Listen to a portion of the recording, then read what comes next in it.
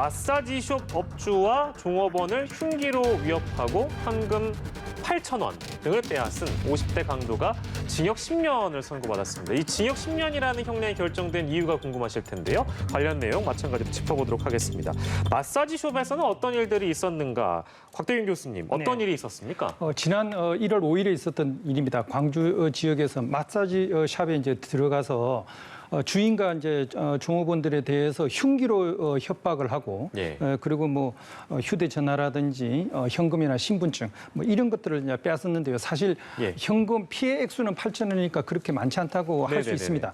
그렇지만 이 사람이 벌써 이미 이제 범죄를 갖다 같은 강도 범죄를 3번 이상 저질렀던 예. 사람이고요. 이 강도 범죄를 했다는 게 이게 굉장히 중요한데 예. 이 강도 행위라고 하는 것은 굉장히 적극적인 범행 의지가 있는 겁니다. 예. 왜냐하면 강도는 그 폭력을 동원한 그 협박이라든지 강압적인 그런 어떤 방법으로 뭐 현금이라든지 물품을 강제로 빼앗고야 말겠다라는 그런 강한 범행 의지의 표현이라고 볼 수 있거든요. 예. 그리고 이런 강도 범죄를 여러 번에 걸쳐 가지고 상습적으로 했다라고 예. 한다면은 이 사람은 상당히 우리 사회에서 볼 때 재범의 우려가 있고 위험한 사람으로 이렇게 볼 수 있기 때문에 상당히 좀 중형이 내려진 것이 아닌가 그렇게 보여집니다. 예, 이제 곽대균 교수께서 이렇게 무거운 형량을 내린 그 배경에 대해서 이제 다 설명을 주셨는데, 그러니까 뭔가 이렇게 단순하게 8,000원 등을 빼앗았는데 징역 10년을 선고받았다 이렇게 생각하실 게 아니라 여러 가지 그 판단 배경들이 있었던 겁니다. 좀 판단을 해보죠. 이게 현행법으로 볼 때 이 A 씨의 상황을 고려하면 그 배경들을 고려하면 이것이 적절한 형량이었는가 실제 어떻게 좀 규정이 되어 있습니까, 변호사님? 우선 법조문부터 좀 봐야 될 것 같은데요. 네네.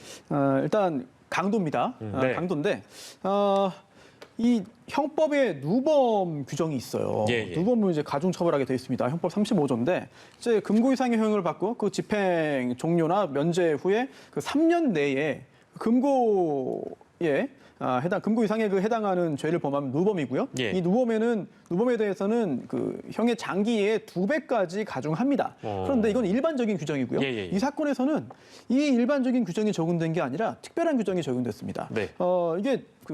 이게 뭐냐면 특가법이라고 줄여서 부르죠. 특정범죄 가중처벌법. 여기에 예. 보면 보면 강도의 경우에는 좀 엄격하게 또 적용을 해요. 그래서 3번 이상 이렇게 강도를 통해서 이제 그 징역형 받은 사람의 경우에는 예. 이제 무기 또는 10년 이상의 징역에 이제 처한다는 그런 규정들이 만들어져 있습니다. 예. 그래서 기타 법원의 그동안의 판결을 보면은 조금 처음에 말씀드린 그 형법의 그 누범 규정을 적용하지 않고 예. 이 특가법에 있는 강도에 적용하는 특별한 누범 규정을 적용한다. 예. 그 규정만 적용한다고 하고 있거든요. 예. 따라서 법 적용 자체가 일단 무기 또는 10년 이상의 징역이에요. 그리고 이러한 상황에서 딱 감경은 가능할 겁니다. 이제 그 법률상 감경도 있고 예. 또 여러 가지 그런 장량 감경도 있습니다만 예. 이 법원에서 밝힌 이 부분이 굉장히 좀 중요해 보여요. 왜냐하면 그동안 이미 31년 동안 수용 생활을 했습니다.